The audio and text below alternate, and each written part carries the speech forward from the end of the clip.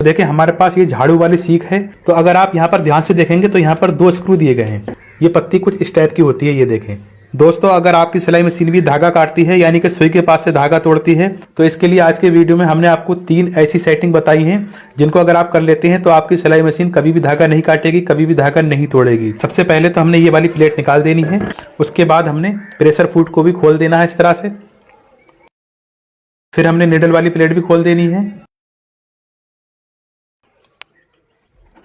फिर हमने bobbin case को इस तरह से बाहर निकाल लेना है।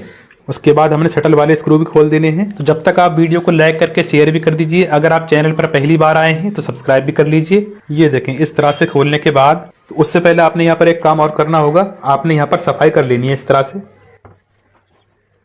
तो अब जो मैं आपको सेटिंग बताने जा रहा हूँ उससे पहले आपने यहाँ पर एक काम और करना होगा। आपने शटल को इस तरह से निकाल देना है। ये बहुत ही आसानी से बाहर निकल जाता है। फिर हमने क्या करना है, यहाँ भी इसको साफ कर देना है क्योंकि यहाँ भी कई बार कचरा वगैरह फंस जाता है। तो अब हमने यहाँ पर ऑयलिंग कर देनी है। उसके बाद हम आपको आगे बताएंगे आपने क्या करना है जो आपकी मशीन धागा ना तोड़े।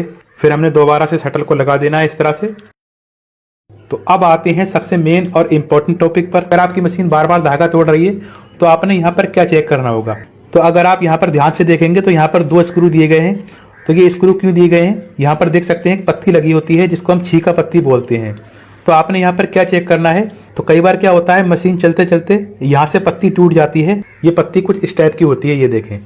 तो यहाँ पर ये पत्ती इस तरह से लगाई जाती है। तो जब यहाँ से पत्ती टूट जाती है तो आपकी मशीन धागा काटने लगती है। तो आपने क्या करना है, तो पहली वाली पत्ती खोलने के बाद ये वाली पत्ती लगा देनी है। तो आपकी मशीन धागा नहीं काटेगी। उसके बाद भी अगर आपकी मशीन धागा काटती है, धागा तोड़ती है, तो आपने क्या चेक करना है, तो आपने व्हील इस तरह से घुमाना है। जो ये वाला पार्ट है ना, तो वो ये वाला पार्ट इस दिशा में आना चाहिए, इस डायरेक्शन में होना चाहिए, जैसा कि आप देख पा रहे हैं। अब हमने क्या करना है, जो शटल की ये वाली साइड होती है वो भी हमने इसी के डायरेक्शन में रखनी है इस तरह से। ये देखिए इस तरह से रखने के बाद अब देखिए बहुत ही आसानी के साथ शटल लग चुका है यहाँ पर। तो आपने यहाँ पर ये चेक करना है कि आपकी निडल शटल की नोक में टकरा तो नहीं रही है। अगर आपकी निडल टकरा रही है तो आपने क्या करना है, आपने हथौड़ी लेनी है इस तरह से और इधर की बाहर की ओर मारना है इस तरह से। ज़्यादा जोर से नहीं मारेंगे। इस तरह से मारने के बाद अब आप दोबारा से चेक करेंगे तो इस तरह से हथौड़ी मारने के बाद आपकी निडल शटल में नहीं टकराएगी। उसके बाद सबसे मेन और इम्पोर्टेंट जो बहुत सारे बिगिनर्स नहीं जानते, फिर उसके बाद हमने क्या करना है, ये जो निडल प्लेट होती है हमने यहाँ पर क्या चेक करना है। हमने सबसे पहले तो इसका निडल वाला होल चेक करना है। जो ये जो होल होता है, तो कई बार मशीन चलते चलते ये निडल प्लेट पुरानी हो जाती है और इसका होल बड़ा हो जाता है और बड़ा होने की वजह से भी आपकी मशीन धागा काटती है। होल ज़्यादा बड़ा हो गया है तो आप ये पटली चेंज कर दें। तो आपने यहाँ पर एक चीज़ और चेक करनी है, यहाँ पर अंदर वाली साइड में निशान बन जाते हैं, किनारे बन जाती हैं। तो किनारे बनने की वजह से, खुरखुरा होने की वजह से आपकी मशीन धागा काटती है। तो इसके लिए आपने क्या करना होगा, तो जैसा कि आप देख सकते हैं हमारे पास ये झाड़ू की सीख है जो नॉर्मली सब लोग जानते ही हैं। तो आपने क्या करना होगा, इस होल में डालनी है इस तरह से। आप इस होल में डालेंगे ना इस तरह से, ये देखें। तो हमने इस सीख को हमने इस होल में डालना है इस तरह से और हमने इस तरह से घुमाना है, ये देखें। तो आप चाहे तो यहाँ से तोड़ सकते हैं। तो देखिए हमने यहाँ से तोड़ दिया इसको।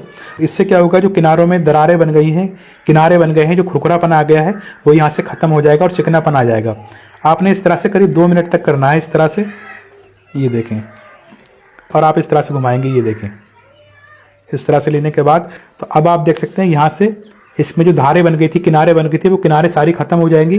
तो आपकी मशीन धागा नहीं काटेगी। उसके बाद हमने निडल प्लेट को लगाना है। फिर हमने क्या चेक करना है, ये जो निडल वाली रॉड होती है, आपने क्या करना होगा, इस रॉड को इस तरह से पकड़ कर देखना है, अप डाउन ऊपर नीचे करके देखना है। और आपने इस तरह से भी करना है, ये देखें। इस तरह से लेफ्ट राइट और इस तरह से आगे पीछे करके देख लेना है। तो आपने ये पता लगाना है कि आपकी रॉड हिल तो नहीं रही है, ये ऊपर नीचे तो नहीं हो रही है। होता क्या है, कई बार आपकी रॉड हिलने लगती है, पुरानी हो जाती है, तो हिलने की वजह से आपकी मशीन धागा तोड़ती है, धागा काटती है। तो अगर आपकी रॉड खराब है तो आपको न्यू रॉड डालना पड़ेगी और अगर आप रॉड नहीं चेंज करेंगे तो आपकी मशीन धागा काटती रहेगी। उसके बाद आपने क्या करना होगा, शटल को चेक कर लेना है। कई बार शटल खराब होने की वजह से भी आपकी मशीन धागा काटती है। तो आपने क्या करना होगा, यहाँ से पकड़ेंगे इस तरह से। तो आपने इस तरह से अप डाउन नीचे ऊपर करके देखना है। अगर आपका शटल ऊपर नीचे हो रहा है यहाँ से, तो समझ लीजिए आपका शटल पुराना हो गया है, तो आपको शटल भी चेंज करना पड़ सकता है।